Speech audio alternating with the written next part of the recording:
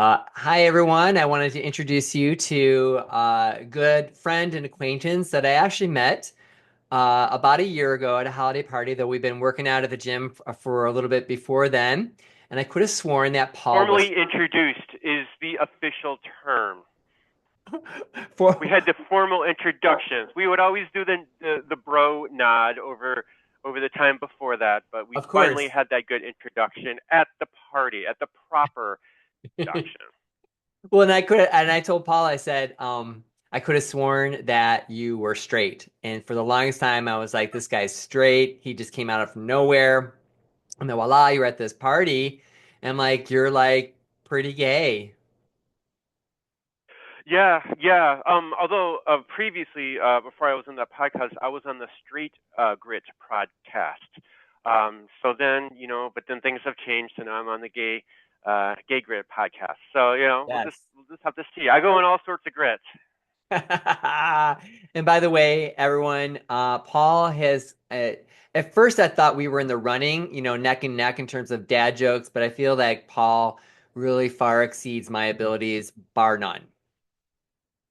It is my defense mechanism. You should hear me at work. I have what we call the farm dad jokes, which I have a monopoly on.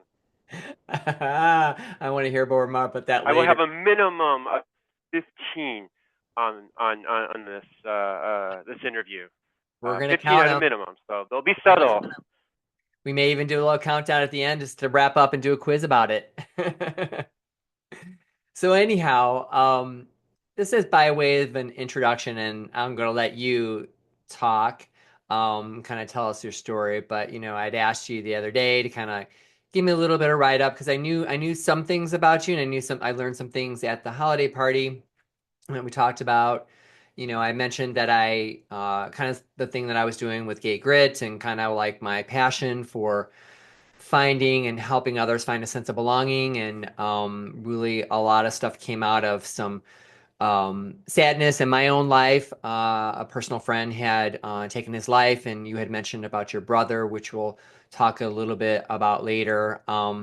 But I just realized that you just had such an amazing depth, and I didn't really know you very well outside of the gym and stuff. And I know it's really easy sometimes. We joked about like, "Oh, I thought you were straight," and this kind of thing, but you never really see what's going on in somebody or what's in the person's background just by the surface. And it's really easy to make an assumption or make a guess that could be really far off the mark, or you might assume, oh, that person would never be anybody who would I could ever connect with, or anybody that I could ever like be friends with, or whatever. And I know a lot of times we have like these dialogues that go inside our brain that kind of short circuits our ability to connect with others. And I feel like sometimes this is a real struggle in the gay community. There's a lot of judgment and perceptions and insecurities and that kind of thing. And then when we were talking at the holiday party, I'm like, this is really cool. I felt like there was a connection in terms of like, uh, you know, some things like that we had a little bit in common.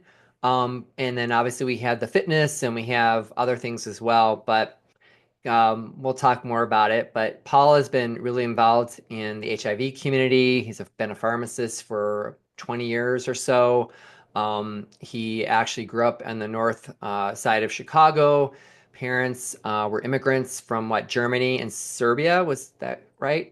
Yeah, yeah. Well, what is now would be part of Serbia at the time it was Yugoslavia. Mm. So that definitely has a big impact on my life. Also because I have the itch, and I'm referring to the ICH at the end of my name would be inside. Oh, yes. Yeah. Which I had to really practice on pronouncing your name, and I think I got it correct. But I had to do it a number of times. I had to just kind of get it locked in case I had to say it. So, in my last interview that I had done, there was a word that I could not pronounce, and as I was reading it, the word was raconteur, and I was like, I didn't know how to pronounce it. I didn't even know what it meant, and then I found out that it had something to do with like Richard was the guy I interviewed. He said it's the gift of gab, being able to talk in social situations. So you learn new words and learn pronunciations of last names. So, but you mentioned that And I've you had were many different pronunciations. Many. Whenever growing up, and we would have a substitute teacher whenever they would do roll call, and they would just like look, and immediately, and I'd see a cringe. I'm like, what is that? And then, of course, I would say, here, I'm here, because, of course, they're like, Paul. So I I'm used hear to it. I always feel for those people in the class. Um, so if you want, maybe we can talk just a little bit about growing up because you mentioned, kind of like, the effect of having parents, they were born in during the World War II era, and I'm sure there was a lot of probably I would assume conservative values and things that may or like traditional that may have come into play, and tell me a little bit more about that, kind of how that might have affected you. Yeah, so it's actually really funny that you mentioned that, because my mom was born in southern Germany, and southern Germany is very, very Catholic. She grew up, and again, grew up during the war. So when she was born in 1939, and then her earliest memories of when she was a little girl was eventually when the Americans were coming on one side and the Russians were coming on the other side, and her town was being bombed, and they basically had to evacuate. And of course, they all evacuated toward where the Americans were because they didn't want to be by the Russians. And but I mean, just that, and then the fact that she was one of five sisters. The male, unfortunately, my grandfather had passed away before that. So I think there was just that whole rebuilding. She grew up during the time of rebuilding post-war. Obviously, with everything that was going on, it was just basically trying to the country was trying to, rebuild itself just after everything that had happened. So I think there was that installation of like, okay, just try to start fresh, start new all over again. So ultimately, she did come to this country. Now, my father was born. He was older. He was 10 years older, so he was born. Also went through some horrific things through the war, but eventually, a lot of his family members were killed, but he was able to make it, make it around, and eventually he ended up in the United States as well. So they both kind of lived the American dream. So they both came here. They did have, my mother, she was Catholic. I wouldn't necessarily say like she was just Catholic on demand, where you feel like there was maybe like the good sides of Catholicism, where maybe like a good school, good education, but it wasn't necessarily like super strict with these kinds of things. So um, so I'm like, yeah, on paper it could have been pretty bad, but she grew up and worked at the library, and at Northwestern Library, and she worked there for 56 years. And fortunately for that, she surrounded by gay men the whole time. So it's not like she was never exposed. She was exposed for a very long period of time. She wasn't necessarily foreign to uh, uh, uh, uh, gay people. So she knew, and a lot of her friends were gay, so that made it very easy growing up. Now my father was this old Serbian man, and but and of course one would think, oh, that would never that would never fly with him. But he actually was a very liberal person. So I count myself very lucky in this way. But the one other thing though is they both had this sense of like education was very important to them. They wanted their kids to basically just not even concentrate on anything else but getting a good education and getting a good career. And they said their thoughts were, don't even think about dating, or don't think about doing anything until you have something lined up.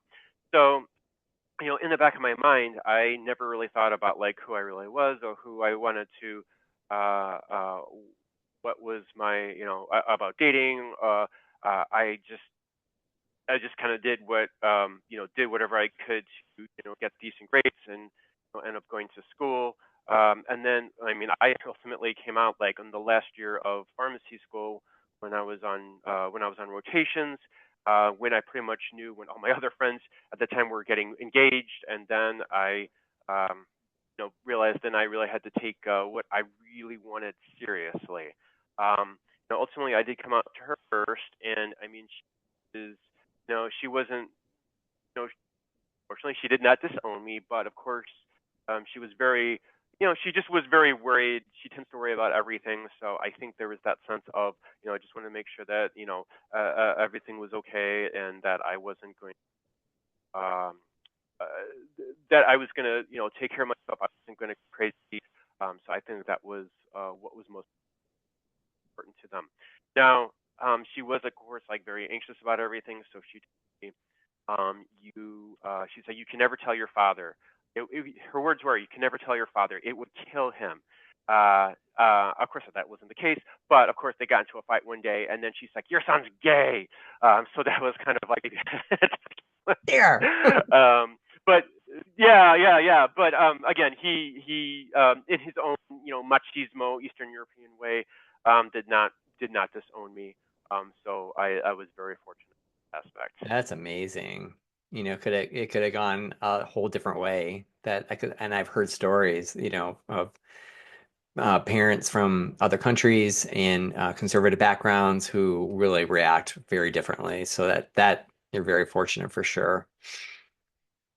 Well, so to throw a funny story, and depending on what the rating is going to be for this, so after I did come out, my mom, of course, very very close with her, so she did want to see, what was she just wanted to know about the gay lifestyle, so she got a book.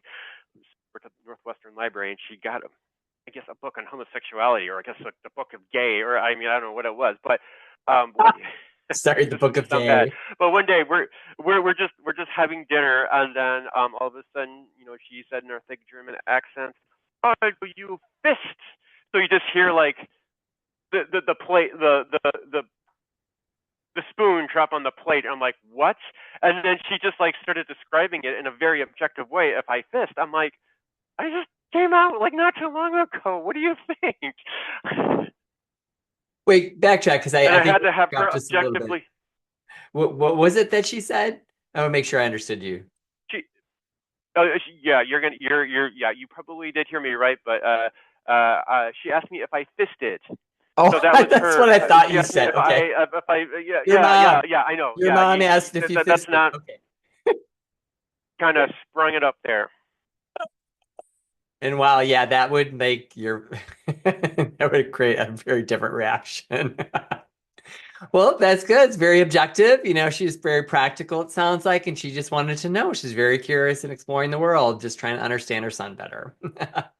I mean, what was Yes, that unfortunately, she organization? did come across a certain. Unfortunately, she did once come across my collection online, so that was kind of something I had to explain. Oh my gosh. A forerunner to P flag. Here we go. Moms. Yeah, yeah. That's super cool. So,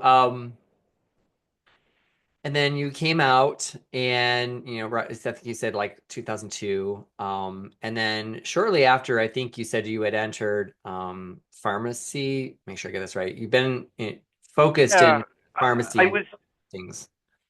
Yeah, so I was at the very end of a pharmacy school, basically called the rotations, and rotations are basically like the equivalent of like a residency where you go and you go through different aspects of pharmacy. Pharmacy is a very broad field, and I went to so you would go to different parts of it. So for a month you would rotate to like a hospital, you would rotate to like a clinic.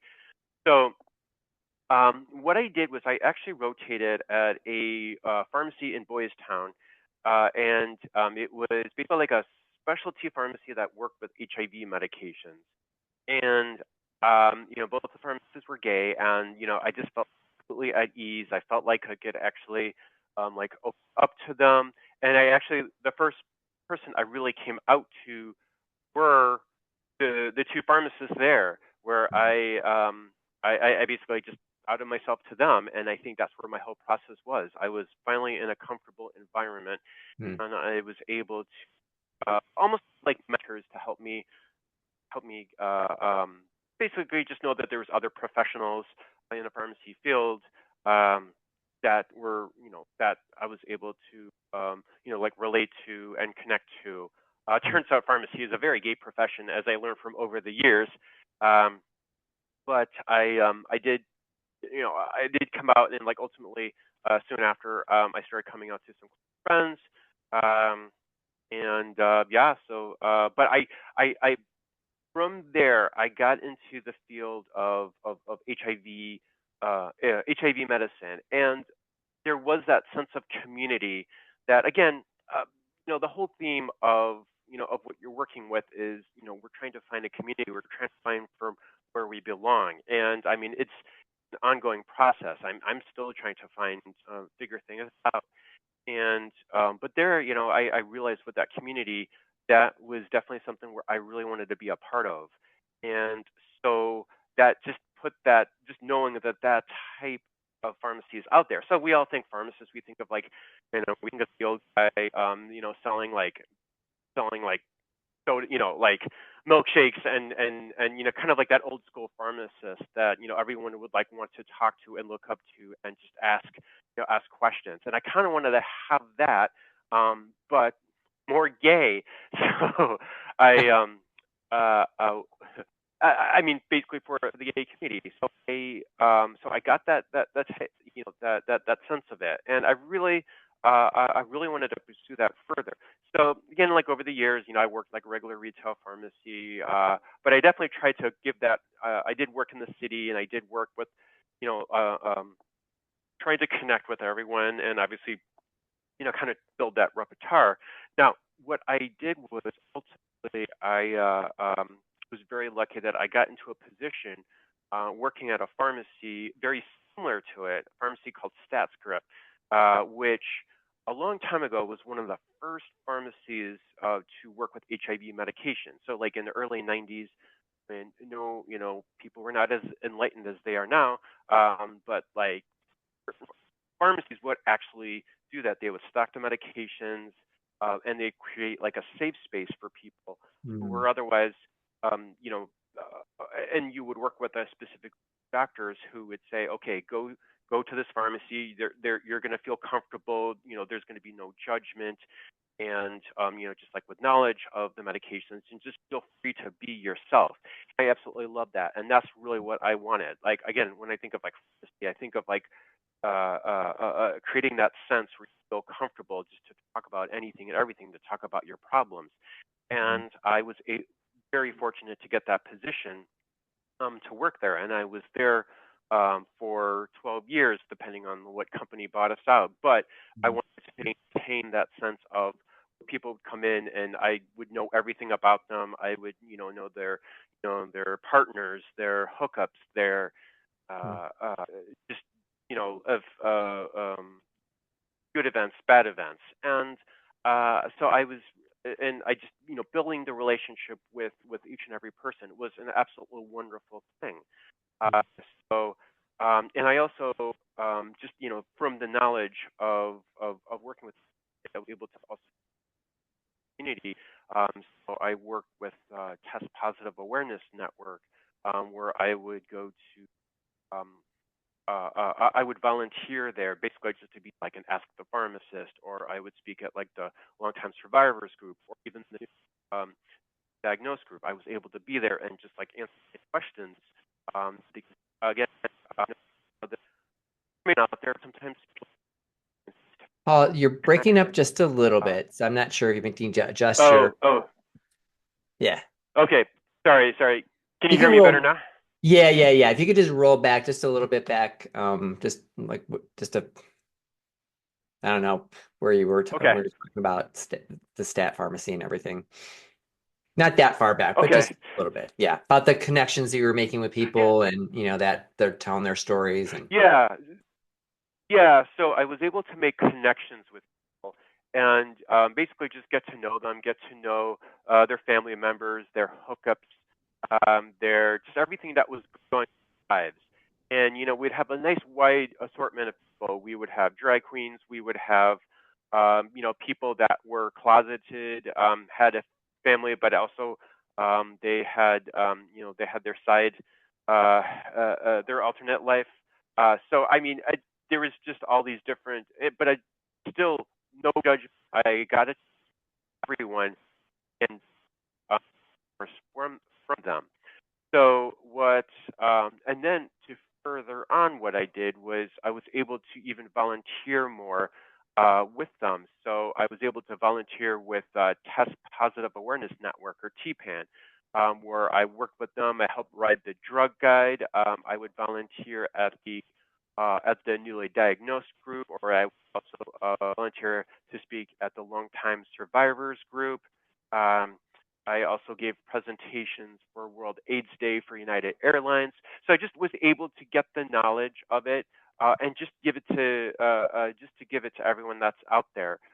When PrEP first came out, I was able to teach people all about PrEP, Mhm. and so I just was very, very lucky be able to do that and create that sense of community, or just maintain that for people that just needed that. They just needed a little bit of comfort. They just did not want to be judged. And I felt like pharmacy, you see your pharmacist every month. You get a chance to talk to them. You get a chance to know them. And that's what I was able to do. Um, so after that, I was able to start off on um, uh, start on a new position down in the South Side at University of Chicago, where they actually needed a pharmacist start like a pharmacy role at the university. So I applied for it and I get it, and I was able to build something up, same principles except down on the South Side. And basically everything I did, I was able to do even more, because I was able to not only teach patients, but I was also able to help educate physicians, the doctors, the nurses, Mhm. infectious disease fellows. I was able to actually teach them, and some things that they may not necessarily even know. I was able to give them a pharmacist and basically help solve problems for them. Mhm. And I've been able to do that, and I've been doing that ever since. Every year, just giving lectures for or helping going on a broader scale, helping to expand HIV education for pharmacists nationwide for special programs. So just I was just able to get what I've learned before and just expand it to much greater audience. Sure. So that's pretty much my professional background in a nutshell. Wow, that is so interesting. And I can imagine, as you're mentioning, you had this relationship with the patients who would come in. Some would be closeted. Sometimes you meet their hookups. Some of you meet all these, different aspects of humans, and you may have been their only person that they talked with about these very intimate, personal things, struggles, and their backgrounds. So you were kind of like a bridge, probably, for some of these people to really kind of feel that they had a place where they can go, they can trust, and not had to feel that they have a guard up. Can really talk about very maybe painful things, or very kind of like sensitive, difficult things. In a larger scheme, I know, especially in the last, well, I think people in general really struggle with connection as it is. But because of the way the world has been going, the pandemic, the election cycle, all of that, there's a real hesitancy to really bring things out to the front. It's not as easy. People hide behind their screens. They hide behind apps. It's very easy to do one quick little, perfect bios that are like on your Facebook or whatever, that don't really let people know who you are, because there's a real fear, like, if that person knows about me, or that person knows that I'm dealing with this, or that I'm coming from this background, they will surely not accept me. I'm going to be alone. I'm going to be isolated. I need to pretend that I'm somebody else. I can't trust anybody. And you're like in this like position where you're, it's very, I would like almost say it feels sacred to me, where you're able to really be that kind of person. Would that be accurate? I don't want to like, bring my Yeah, beliefs to yeah. that. So I I will give you an example of one of the things that stuck with me from over the years. But I remember when I first started, I had someone that was referred on over to the pharmacy, and he was just diagnosed. And I was asking him, "Is this your first time on any antiretroviral?" And he said yes. And I just saw the look in his eyes. I saw the almost like the tears in his eyes. So And it was actually right around closing time. So I locked the door to the pharmacy, and I was like, okay, you will get as much time as you want with me. Mm. We're gonna work this through. So we were talking, and at the time he was put on a medication called Atripla, which one of the side effects would be causing some like vivid dreams, some like funky, yeah, very funky dreams when you take it. Mm. So at the very beginning, I was talking to him about the side effects of it, and I said, don't watch a horror movie, don't watch the evening news, and then I said, watch something that you really like, watch Disney. But then I just said, you know what? Let's watch your favorite porn movie, because then you have really, really good dreams. Now, of course, then we started talking about our favorite actors and that, and then before I know it, he was literally on the verge of tears to just like laughing and just like it completely got his mind off of it. So then I think maybe like a few months later, I was at Sidetrack and just having a drink, and I run into him, and he like turns to me and he says, "Thank you for not making me feel like a leper. I feel so much more human now thanks to you from Mm-hmm. that." And you just give me a big hug, and that whenever I'm having a bad day, I just remind myself of that interaction and just like listening and just making someone feel human again, Mm-hmm. uh, uh, what that can do and how that can benefit someone who Mm-hmm. really really needs it. It's very beautiful. It's it you had, it takes a lot to be able to really be present in yourself to allow that to happen and to really like feel a sense of care and to really like not like put it on a shelf like this is just my job. I'm just going to do this because you were really you had to be really like allowing yourself to do that. And I feel like it's probably what drew you most likely to be in this career and at some point, or maybe you discovered that that's what that was. And it's I think it's a really I'm very honored to like be talking with you about it because I think it's like super cool. I would call it a superpower. It's like I think it's pretty Well, awesome. um, I think I look at it this way, do your job, do it every day, and ultimately every day you have to look at yourself in the mirror and realize, do I like myself as what I'm doing? And every time you have to do something that makes you feel beyond, like that you want to feel some sort of satisfaction in what you're doing. So I feel like that. I mean, I would do this regardless, but I mean, the fact that I get to do this for my job, where I get to do something where I'm able to really truly help someone and make them feel. I like making people feel better. That's just what I do. Hmm. Um, I give things that make people feel better. So that's You dad jokes. and able. Yeah, and well, yeah, that. Well, it depends on the person. Some people may not. They may leave the room for that. But I feel like just being able to do that and almost because of that to create a business out of making people feel human again. That to me is absolutely wonderful because especially now everything is a business, everything is a sweatshop factory. You go to most pharmacies and it's like that. Hmm. But I'm still really lucky to be in a part where that's not the case, where I could be myself, and that still translates into something sustainable. Hmm. Hmm. That's beautiful. So, in terms of like Paul's life, because then you had mentioned about, even just trying to find your own identity and, coming out, and we talked a little bit about that, and we talked about we haven't really talked about your brother. If you'd like to talk about that, that is totally fine. Yeah, How did other things kind of affect your course? If you'd like to share that. yeah. So, so and I mentioned that my brother did commit suicide back in 2016, and to me, it was definitely life changing because at the time, he was always the older brother. He was always the one that made it. He was always the successful one. He became a physician. Had a wife. He had two kids and everything seemed to work well for him. He was kind of like the almost kind of like the patriarch of the family. Uh, so now, unfortunately, unfortunately, there was like a turn of events that resulted in a lot of what that he would consider failures or just things that just did not work well for him, and it compounded more and more and more. And I think he just wasn't used to failing. So at one point, it just all snapped, and unfortunately, he did take his own life. I mean, that was a big shock for me because, it's basically kind of like a role model, and I definitely had different personalities. So I'm trying to, mine was distinct from him, but lately I always like to say that I, kind of wanted to show him like later on in life, like, hey, I made it in my own way.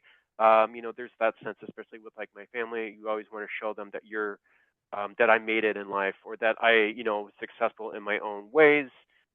So that was really tough because then at that point that was like all taken away, and I had to scramble to like for a new role model. Just imagine losing your role model like that. I mean, it was rough, and of course then you have this devastated. So it did create this void.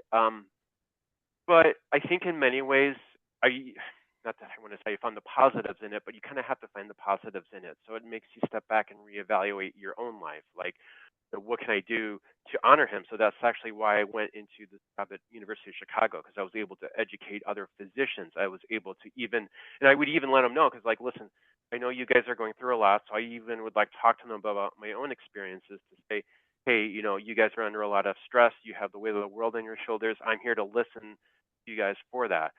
Or just he was very big in education. So then I stepped up and even took a greater role in education, in mentoring other pharmacy students, or even mentoring other like residents and infectious disease fellows by helping them teach things from my viewpoint, so they get to see like an overall big picture. So and then also you just take stock in your own life, like, okay, I just need to maybe look for a greater cause for something, or just bring this like what family members you have, to become even closer to them. And actually, Mm. right after right after right after the funeral, after like a few weeks, then I became also closer with my boyfriend at the time, that we actually ended up, whenever you have this life-changing thing, you kind of say, okay, what becomes more important. So we actually got engaged probably like a few weeks afterwards. Mm. And ironically enough, he proposed to me in the pharmacy, so it is on the security camera at the pharmacy at the time. Of course, he got out of buying me a nice fancy dinner, but it was actually pretty neat, the fact that it was at the pharmacy, because that's pretty much where I spend most of my time anyway. Mm. So, but again, whenever something like that happens, you always just have to maybe step back and say, what am I doing with what I'm doing with my life? Is that worth it, or is it something that I need to change? You kind of cut out all the BS in your life, and you just learn to realize what's important. So again, that's what I do, and it's something that's guided me through a lot of what I like to do for over the years. Mhm. I know that I mentioned that a friend of mine had taken his life a number of years ago, probably around the same time, actually, if now that I think about it. Um, and it really affected me, where I realized that I wanted to bring people together. It's kind of like where some of my mission came from, or my idea for Gay Grit and all that, where I was realizing that people were super disconnected. Um, I don't know, I don't know the circumstances of what led him to take his life, but I did know him. It was like one of the things like we were talking about with your brother. It was just like, how could that be? Like he was very affable. He was married. He had a husband. He had all these things going on in life, and he was just so on top of stuff.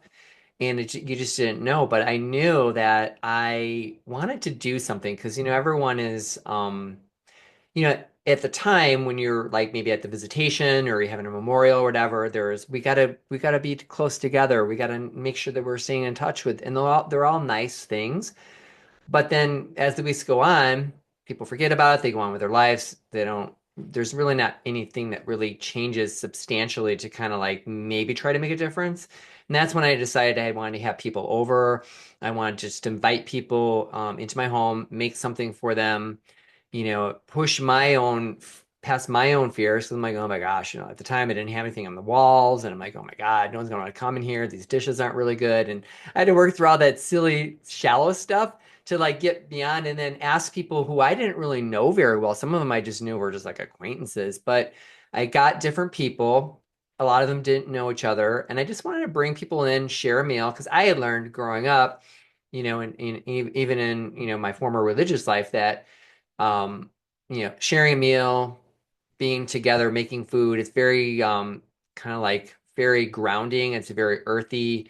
It's messy sometimes, and you can just like talk at ease and feel people connected. And it was that kind of thing where I decided I want to be intentional about bringing people together, making them feel seen, not feel invisible. Because I do know it is a struggle, and in the gay community especially, and I know the trans community and there's other communities as well, but I'm kind of focused right now on in gay men in particular.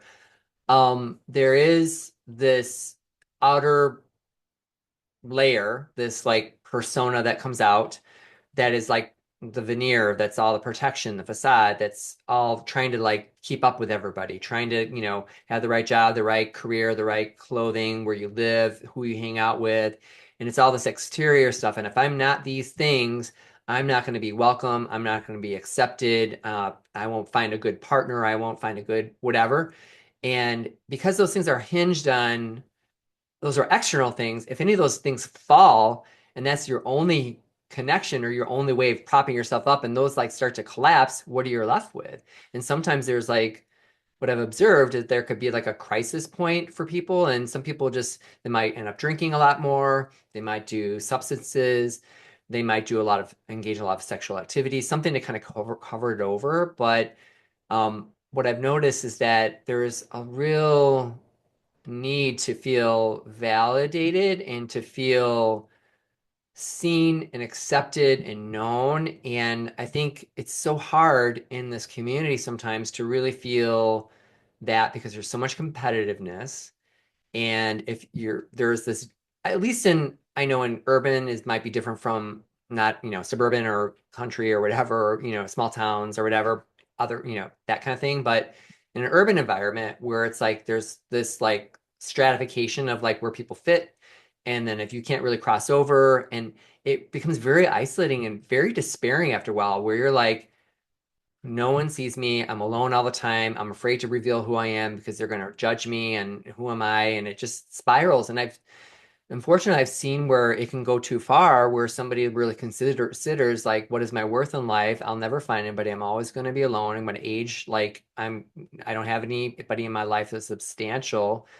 And that's really a sad thing to encounter. So I don't know. I just was kind of I went off just a little bit on I, that, but he, well, I mean, I think also just to add on, like, how we both had coped with it, or both how, how your friend's suicide or my brother's suicide. And I think what it does is it almost makes it definitely helped me to empathize a lot better. So like if I'm talking to someone that had gone through something, if they had gone through a death recently, I will open up and I will tell them exactly about what happened to me. And I would say, I understand how you feel. Like, I really know, and I'm working it through. So I said, we can work through this together. And what you've done is, you've been, I mean, it kind of forced you to get out of your comfort and to invite people over to make them feel human. Whether it be a good meal, whether it would be, just like talking. And I think like ultimately that's what everyone wants. We just go through different phases of what we want, especially a lot of times when it's made coming being gay is a lot easier than it was years ago. So I mean, like we would have the fear of of being up, of being ostracized, and we don't want that. No one wants that.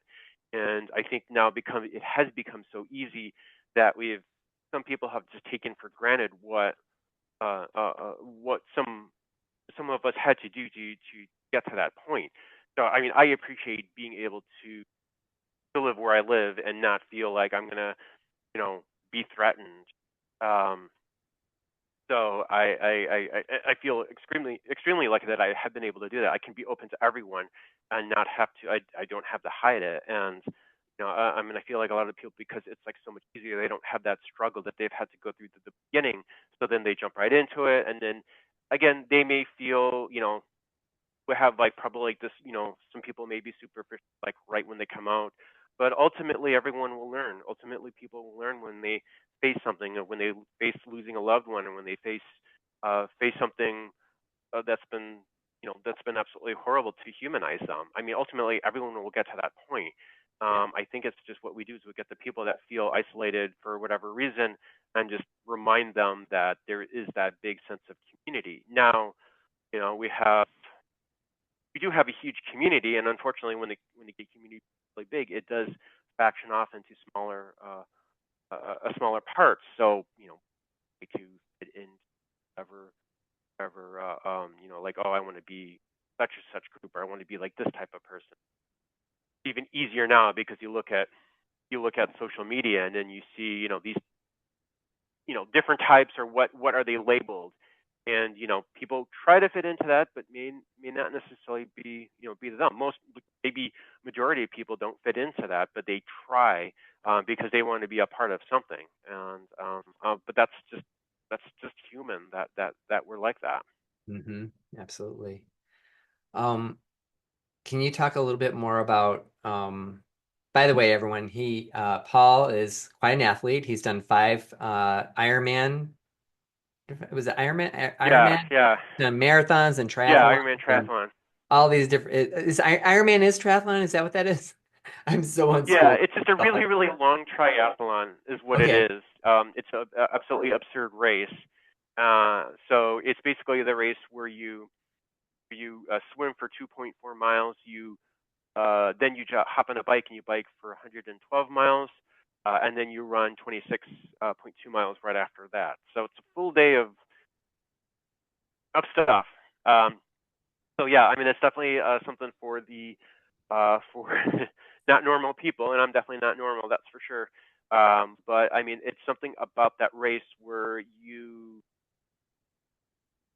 get to a point where, like, you have to work on your strengths, you find your weaknesses, and you have to work them together. You have to coordinate them.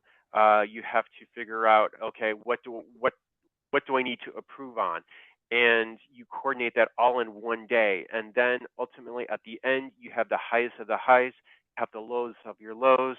And then, usually when I finish, it's at night. And at one point, like, you get to an area and it's really dark. There's hardly any lights on, and it's like you're feeling like, oh my God, like I've been doing the whole day, I can't do this anymore. And then you turn and there's the brightest light, and then it's like, come into the light, and then you go and everyone's cheering for you, and then then all of a sudden you found this energy locked away in the corner of your body that just comes out, and then you just doing backflips. Not me, but I heard people do backflips. But you go, and then you go, and you get this. You basically have this whole parade of people right for you, and then it's all worth it. And then you get that, and then you get the bragging rights that you have to bring up whenever people talk to you, because of course you find the whole world that you do it. Um, I like to do it at job interviews, because then the employers say, "Oh, he's able to juggle this and this and this." But it's something that, like, I was like really fortunate, that I am able to do. And I mean, I think it just teaches a lot about ourselves. Like, what are we able to overcome? I myself, we're probably going to lead into this anyway, so I'll just bring this up. Is I was into a lot of like physical activity, and then about 2010, I just noticed that I wasn't moving as well, and I just like, what's wrong with me? Why am I sore? Why am I sore for like more than 2 weeks? And it gotten to the point where I could barely walk. So I went to my doctor and blood test, and he's like, you have an autoimmune disease. Your levels, like, you need to see a rheumatologist immediately. So, and then at one point, it went from like doing marathons and triathlons to not being able to walk. So then, like, for a period of 2 years, I had to go through, like, figuring out medications, and basically It ultimately was some form of like rheumatoid arthritis where your immune system attacks your own joints. So as a result, I couldn't walk. So then like I went from doing these races to being the person watching people do races, which is not me. I never sit. I have to do it. So ultimately, thanks to modern pharmacy, I was able to get on medications that helped me to start moving again. And then at that point there was a sense of gratitude, like I'm able to do this again. I lost it, and I didn't think I could ever like move again, and now I'm able to do it. So I'm going to take full advantage of it. So I started to do it, and I haven't stopped since. Wow. So when you were in that period where that was kind of all going down and you couldn't walk, I think you said it was around a couple of years. What kinds of because I know sometimes that could really tank somebody emotionally, or they would just kind of go in a whole different direction. But how did you how did you handle it in terms of like how you talk to yourself, or I'm sure you had bad days, or maybe a whole bunch of bad days, and were you in down the dumps and you just couldn't get out of it? Like, how did you kind of get through that to where you got onto the other side? Because then you were able to flip it, and now you're doing the marathon. You did the marathon this year, and you're at the gym all the time, and Yeah, I mean, I think a lot of it is just trying to figure out like what can I do, just trying to figure out a way to do it. Now it was very discouraging at the beginning because you have to go get an appointment, you have to have these tests, and then it was just so I mean, I think ultimately thinking like, am I? Well, I think I had to consider, am I able to do what I did before? I had a pretty big baseline of what I did. I'm like, I have to get back to doing that again, and like, how am I going to do it? Am I going to be able to do it? What will I use? So I was trying to figure out what can I do to fill the void in it if I'm not able to do it. Do I, you know, it was something that I was just trying to figure out, and I mean, of course, there was a wide range of emotions, bitterness, like why am I not able to do it? What did I do wrong? And but yeah, I mean, I think a lot of it is just like, hey, what's going to be my new identity? I was into fitness, now I'm not. What's my new role? What's my new community? So I just was trying to figure that out. hmm. I know you had also mentioned about, outside of this, even still to this day, kind of trying to figure out your identity. Because can you talk a little bit more about that? Yeah, I mean, What that means? it's to the point. Yeah, because again, I'm trying to, you're trying to figure out like what part of the community are you in? Because like, okay, I'm a gay man, in my 40s. Uh, what's, like, I mean, what do I want at this point? Because like things have changed than when I was in my 20s and my 30s. Like again, like the bar scene is definitely not that. I mean, there is, I mean, I like to run these races, but I'm not particularly fast. I'm not like that fast of an athlete. So it's not like, okay, that's not my sole community. I mean, at work, um, maybe I'm part of that community. But then I think at one point when you realize that you want to be good at something, the fact is there's always going to be someone better at it, and someone can be really way better. So it's like, well, can I really become an expert at something? Can I be a top of my field? And I think that was like, it's kind of discouraging because you're trying to figure out like, okay, there's always going to be someone who has a lot more, who can lift a lot more, who can run faster, who's a lot smarter, who does a lot more things, who has more money, who has traveled more than you. So I think problem with trying to fit in is realizing that like, okay, I want to be the best. We all want to be the best at something, or we want to be really good at something. We want to be a part of that.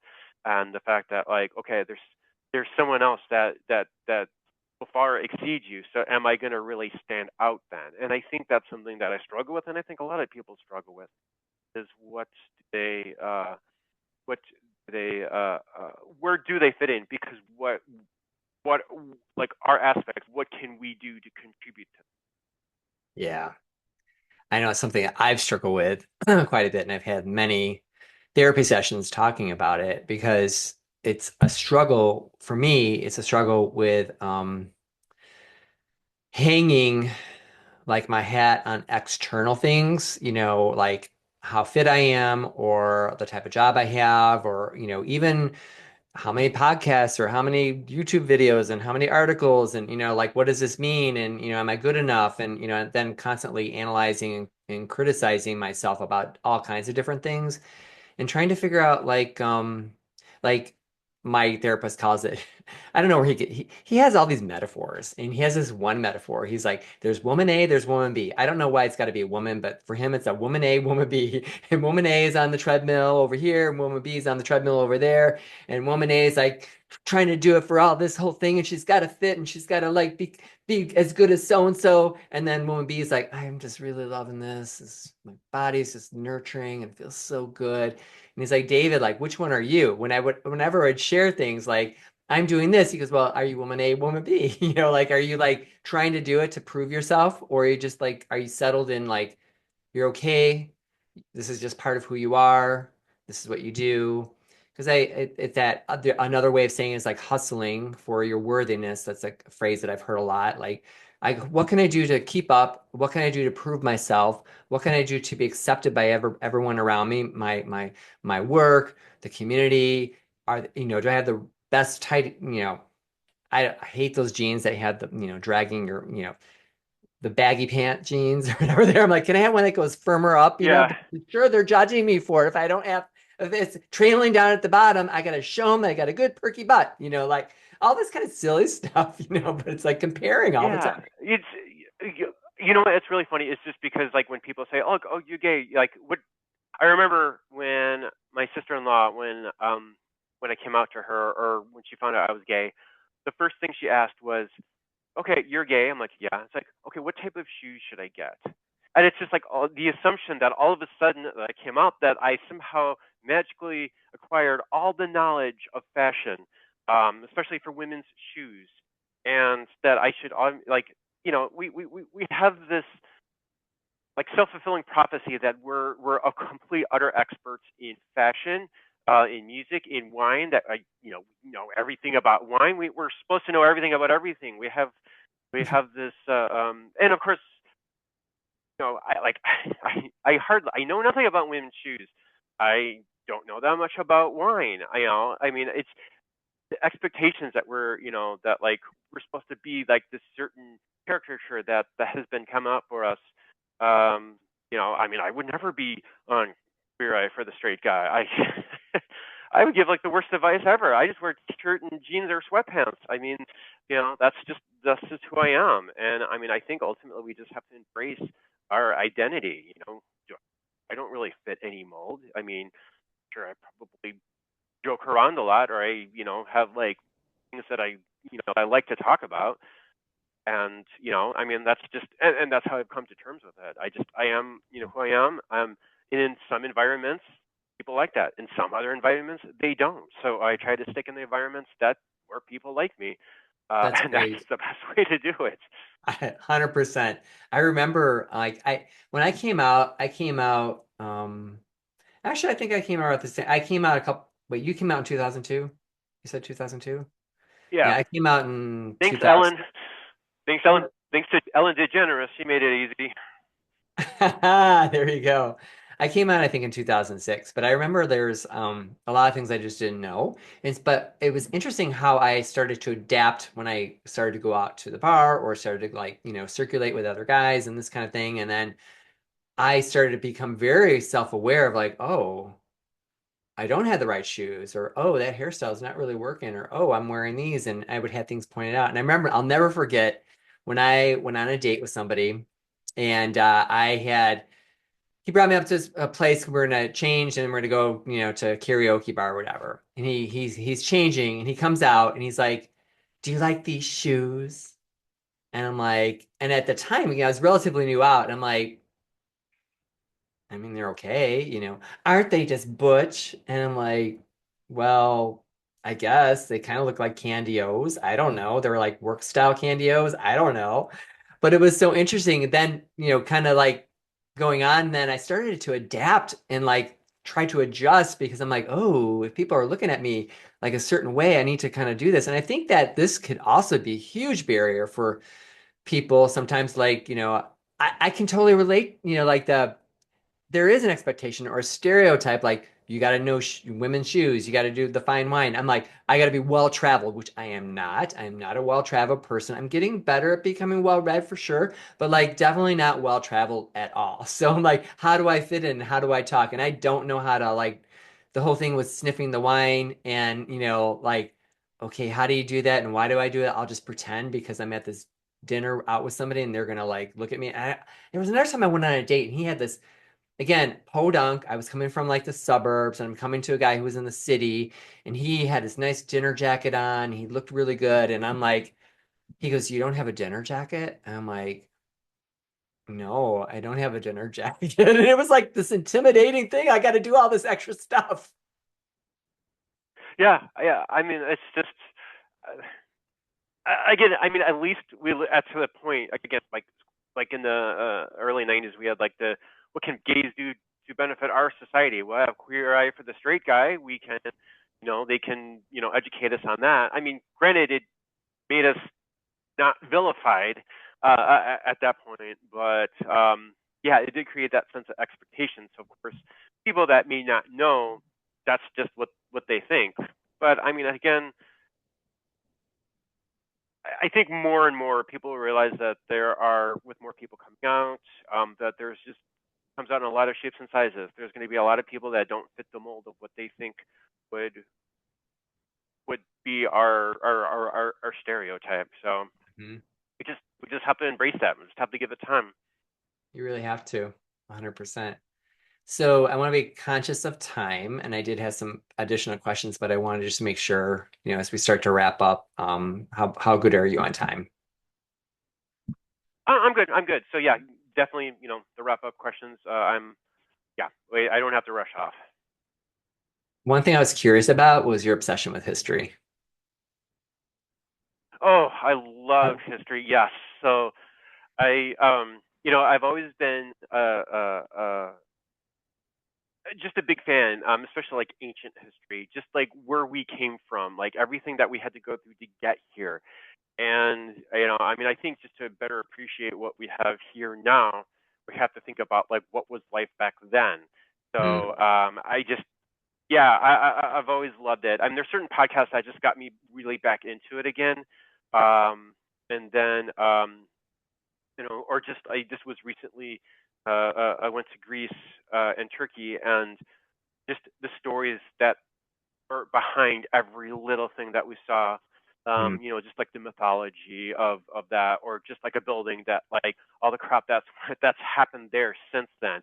It's all full of stories and really really good stories, and I just that's that I love to hear where people or people or what we all had to go through to get here, because I think we mm, can definitely appreciate what we have now.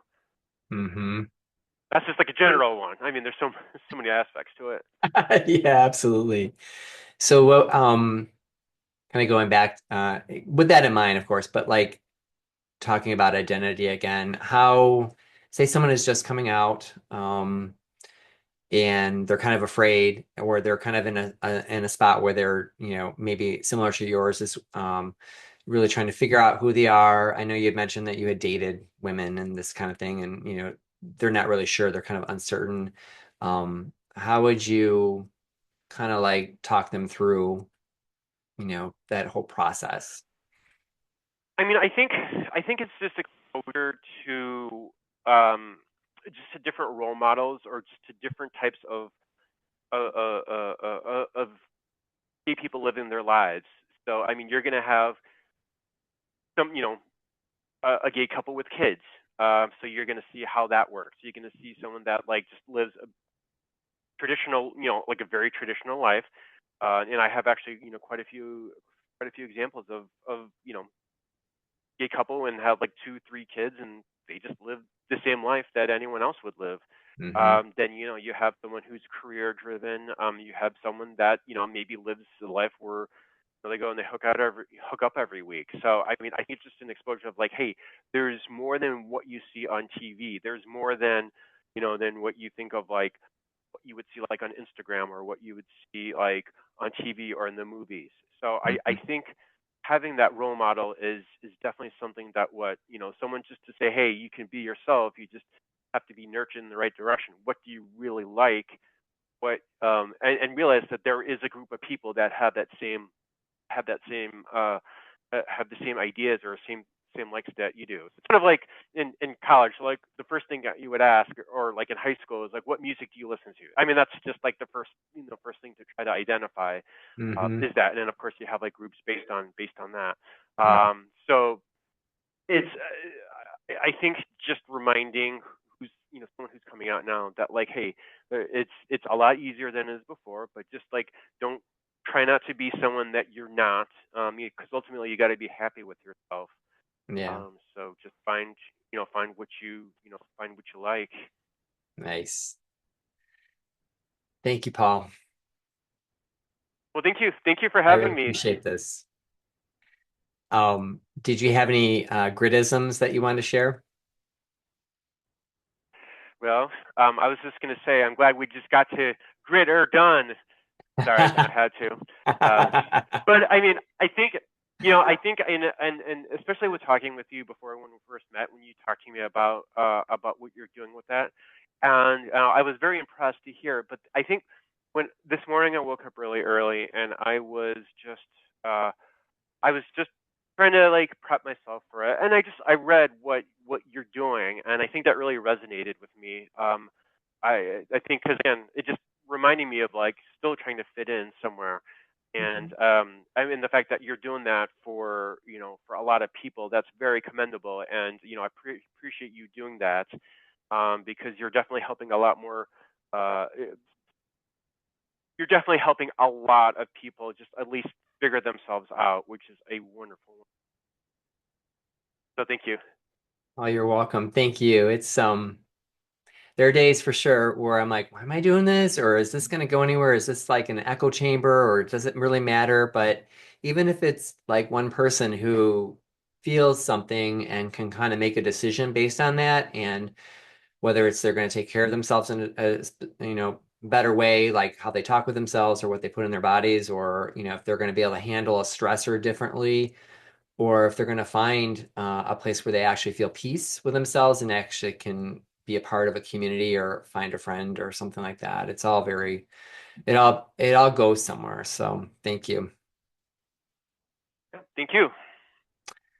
All right. Well, thank you, Paul. And we'll be talking. We definitely will. Yeah, thank you again for having me.